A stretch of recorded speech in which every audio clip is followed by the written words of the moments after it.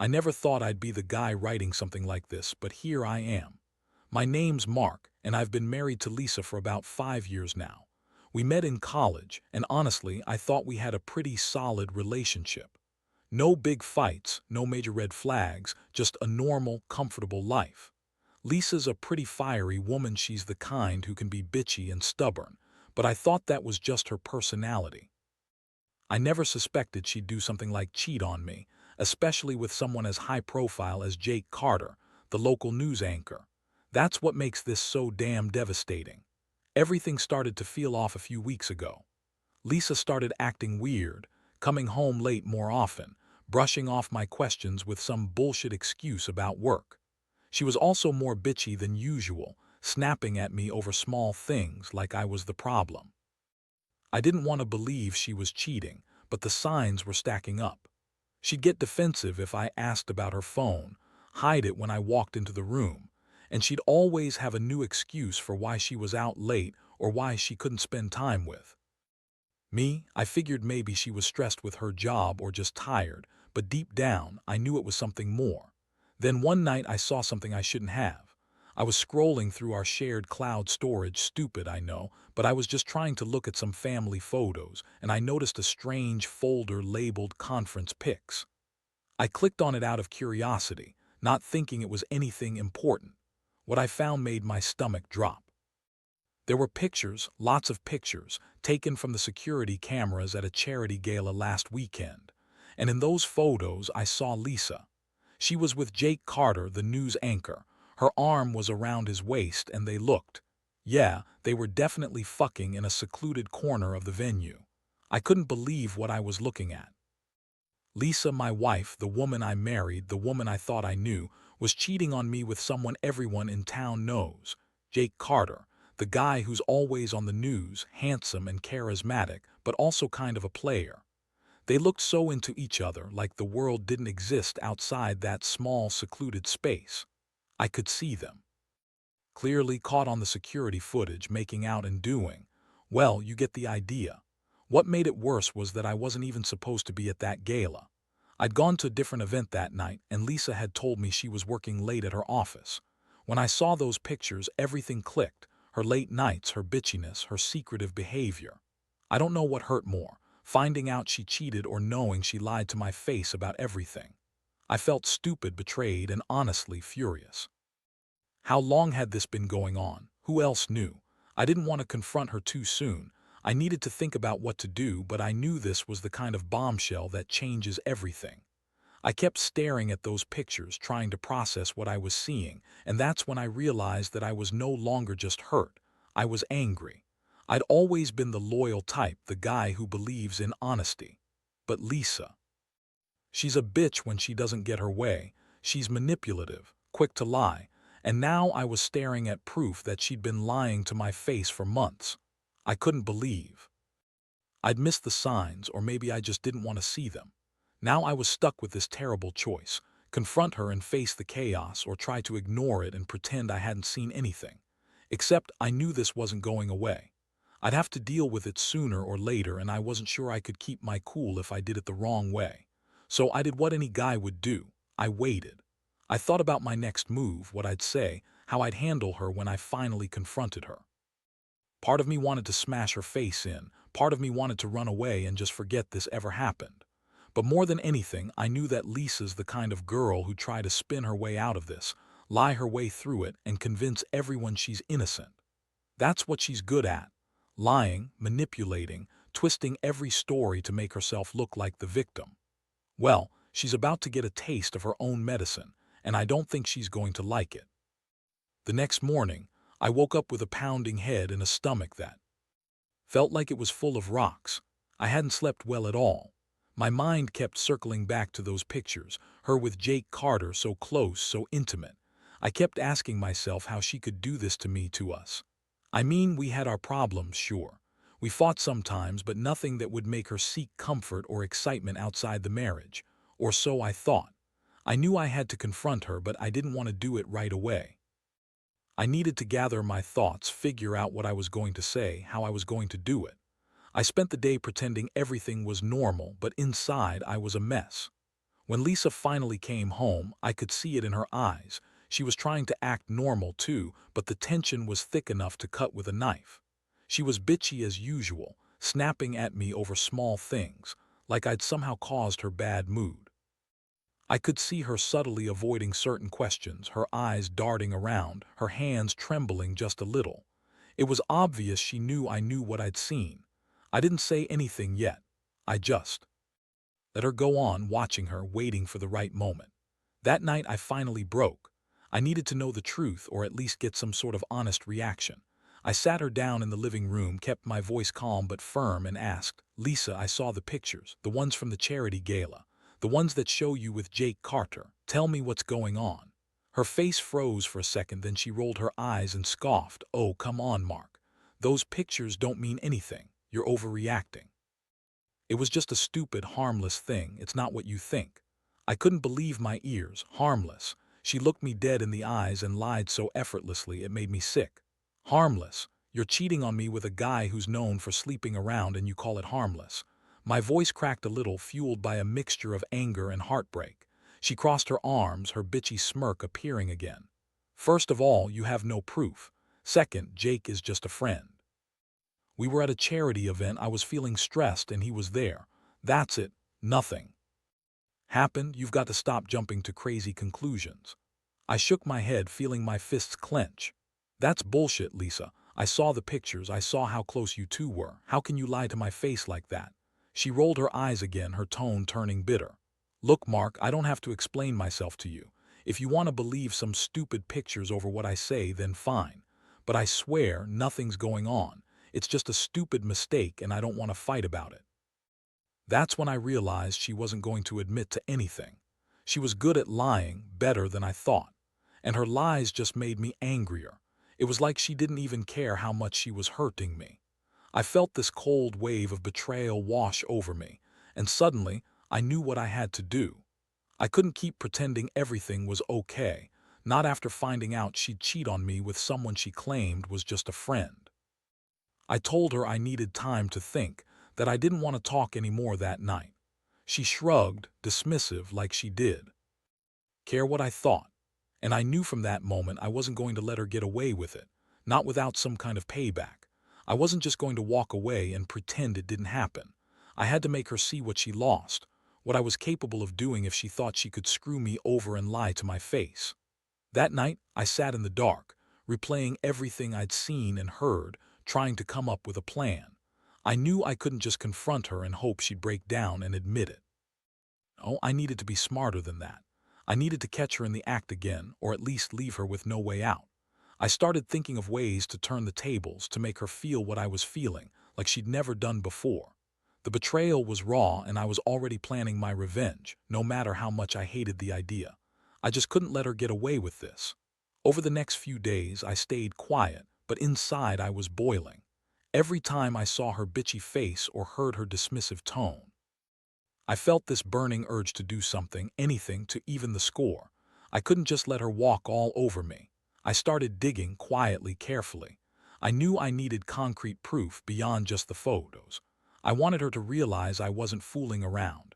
I needed her to feel that betrayal just as intensely as I did. I got hold of her phone when she wasn't looking. It was risky. She was suspicious enough, and I didn't want her to catch me. But I had to see if she'd slip up again or if there was more she wasn't telling me. I scrolled through her messages, her social media, anywhere she might have hidden something. And guess what? I found more than I expected. There were messages with Jake, mostly flirty, some downright inappropriate. They talked about meeting up again, about how fun it was to see each other in secret. I saw plans, hints, and even some pictures she'd sent him, nothing explicit but enough to confirm this wasn't just a one-time thing. That night I sat her down again, this time with more evidence. I told her I knew everything. She looked surprised at first, then furious. She started spinning her usual lies, saying she'd never cheated, that it was just innocent flirting, that I was overreacting, but I cut her off. "Lisa, I saw the messages, I saw the pictures. You're lying just like you lied about everything before. I know you've been seeing Jake behind my back. How long has this been going on?" She looked cornered, her eyes narrowing. "Look, Mark, this is bullshit. I don't have to explain myself to you. I was stressed and Jake was there for me. That's it. You're reading too much into things. We're just friends. I was furious. Friends, you're lying. I saw the messages. You're planning to meet him again, aren't you? You don't care how much you hurt me, do you? Her face twisted into a sneer. You're so paranoid. Just because I talk to someone doesn't mean I'm cheating. You're overreacting because you're insecure. Maybe you should look in the mirror and see what kind of husband you've become. I felt something snap inside me. All the pain, betrayal, and anger exploded. I told her I was done with her lies, that I wasn't going to let her keep screwing around behind my back. I told her she was a manipulative bitch who thought she could do whatever she wanted and get away with it. That I knew she'd been cheating with Jake for months, and I'd been blind, stupid, naive, whatever you want to call it. Her eyes flashed with anger. She yelled at me, called me paranoid, accused me of invading her privacy, and said I was crazy for even suggesting such a thing. But I wasn't backing down. I told her I'd had enough, that I was done pretending everything was fine. I told her I was going to make her regret her actions. She'd see what betrayal felt like, and it wouldn't be pretty. That night, I started planning my revenge. I wasn't interested in some petty, childish retaliation. I wanted her to feel what I was feeling: devastation, betrayal, humiliation, all at once. I knew I had to catch her again somehow, to make her realize that her lies and cheating had consequences. I started looking into ways to expose her, maybe even leak the messages or the pictures to the people at work or her friends. Whatever it took, I was going to make sure she paid for what she'd done. I did sleep much that night. All I could think about was how much I'd trusted her, how she'd turned into this cold, manipulative version of herself. And I knew one thing, for better or worse, I was no longer going to be the naive husband who turned a blind eye. If she wanted to play that game, I was going to play it right back, and I was going to win. The following days were a blur of planning and avoiding her. I couldn't believe I was actually doing this, plotting ways to get back at my wife, who I once genuinely loved. But after everything, I realized I couldn't just let her walk all over me, especially not after discovering she'd been lying and sneaking around for months. I was furious, betrayed, and more than anything, I wanted her to feel the same pain I was feeling, maybe even worse. I started secretly recording her. She was sloppy at times, leaving her phone lying around or talking loudly on calls about her plans. I also installed a hidden app on her phone that could track her location, so I'd always know where she was. I wasn't planning to do anything illegal, just gather enough evidence to make her realize she couldn't keep this charade going. I also reached out to a couple of her friends, who I knew she trusted, to see if they knew anything about her affair. Turns out they did. One of them had seen her with Jake a few times, sneaking out late at night. It all came together faster than I thought. I had enough evidence now to confront her with full force.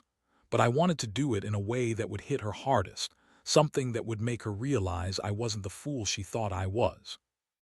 I decided to set a trap. I arranged for her to meet Jake again, but this time I'd be waiting. Not just waiting, recording everything, ready to expose her publicly if needed. The night of the setup, I felt like I was walking into some kind of war zone. I parked a block away from the hotel where she was supposed to meet Jake. I had my phone recording and I kept my eye on her. When she arrived, I watched her walk into the hotel with her head high, texting, giggling. She looked so confident. I knew she thought she was about to have another secret rendezvous with Jake. I wanted her to see that I was onto her, that I was watching, and that I wasn't going to let her get away with it this time. I stayed hidden, watching through my camera until she finally came out. I followed her discreetly. She went straight home, as expected. I waited until she was in bed, then I played all the recordings I'd taken. Her sneaky conversations, the way she touched Jake's arm, her flirtatious tone, all of it. It was brutal. Seeing her so comfortable, so shameless, really hit me hard. It was like I was watching a stranger, not my wife. The next morning, I sat her down again. This time, I didn't hold back. I played the recordings on my phone, showing her everything I'd captured. Her face turned white, then red with rage. She tried to deny everything, but I just stared at her, cold and calm. "Lisa," I said, "this isn't a mistake. You've been cheating on me for months. I have proof." "How long have you been lying to my face?"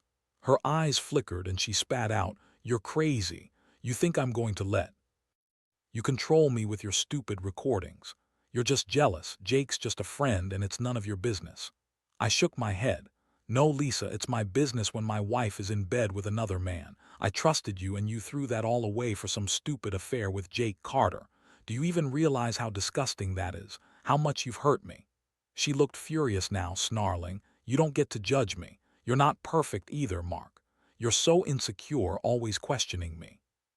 Maybe I should have just left you long ago, better than living like this." That was it. I realized that she wasn't going to admit anything, not now, not ever. Her pride was more important than our marriage. I felt a mix of sadness and rage, sad that I had loved her so much, and rage that she'd destroyed everything we built.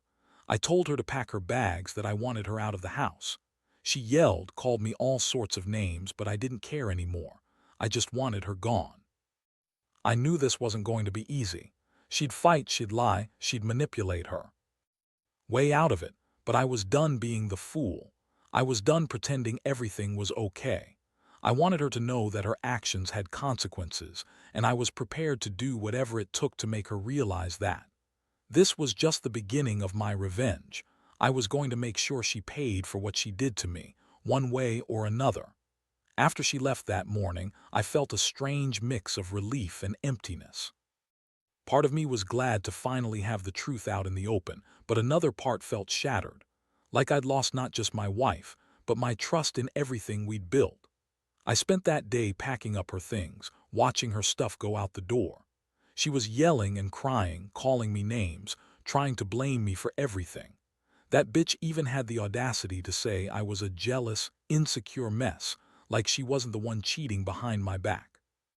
I made sure to keep everything documented, photos of her with Jake, the recordings, the messages. I wanted proof that I wasn't crazy, that she'd been lying for months. I even contacted a lawyer just to get legal advice about the divorce and how to protect myself financially. I didn't want to drag this out more than necessary. I wanted her gone, and I wanted her to understand that she'd crossed a line she could never come back from. In the days that followed, I felt a strange sense of calm, almost like I'd taken control of the situation for the first time in years. But underneath that calm, there was a gnawing ache. I kept thinking about everything I'd lost: trust, stability, my wife's love. And I kept replaying that night I saw her with Jake over and over. It hurt to think she'd lied so much, betrayed me so thoroughly. I wasn't sure I'd ever get over it, but I knew I had to move on, for my own sake. The fallout was quick. Some of her friends stopped talking to her once they learned the truth. The town was buzzing about her affair, her reputation took a hit. I stayed out of it, letting her deal with her own mess. But I did have my moments of clarity. I realized how naive I'd been. I'd always thought I was a good, loyal guy. Turns out I was blind to the fact that she was capable of all this deception. And that made me question everything about our marriage, what I missed, what I ignored, and how I could have been so stupid to trust her for so long. I started focusing on myself. I went to therapy, tried to rebuild my confidence, and got back into hobbies I'd abandoned. It wasn't easy. Every day was a struggle. There were moments when I'd wake up feeling like I'd betrayed myself for staying so long, and other times when I'd rage at her for what she did. But the biggest lesson I learned was that I shouldn't ever ignore the signs. Trust is fragile, and once broken, it's almost impossible to fix. Looking back, I know I could have handled things differently, maybe confronted her sooner or been more assertive. But honestly, I think I needed to see everything laid bare, proof, recordings, the works, to really accept that my wife was capable of lying, cheating, and manipulating me for her own pleasure. It's a hard lesson, but it's one I won't forget. If I could give any advice to someone dealing with the same situation, it's this: trust your gut. Gather your evidence and don't be afraid to stand up for yourself. Because if you don't, you might end up losing more than you ever thought possible. Now, sitting here reflecting on everything, I realize that the pain of betrayal has changed me, maybe forever. I used to believe in honesty, in loyalty, in the idea that marriage was sacred. But after all this, I see it differently. Trust isn't something you can take for granted. It's fragile, and once broken, it's almost impossible to repair. The worst part is knowing that I was blind for so long, willing to overlook the signs because I loved her, because I wanted our marriage to work. But I also learned something crucial. I deserve better than someone who lies, manipulates, and cheats. I learned that I have to protect myself, emotionally, mentally, legally. I can't keep living under the shadow of her lies. The betrayal forced me to grow up faster than I wanted, to see past the illusions I'd created about us. I don't regret confronting her, even if it hurt like hell, because at the end of the day, knowing the truth was the only way I could start healing. I've come to accept that some things are irreparable, and that's okay. Not every story ends with happily ever after, and sometimes you have to let go of what you thought was real. I've learned to forgive myself for trusting too much, and I've learned that moving on isn't about forgetting. It's about rebuilding, about realizing my own worth again. If there's any advice I'd want to give, it's this: never ignore the warning signs. Listen to your instincts and don't be afraid to confront the truth, no matter how painful it is. Because in the end, facing reality is better than living in a lie. And sometimes, the only way to find peace is to let go of what's broken and start healing from the inside out. That's where I am now, still hurting, still healing, but finally moving forward.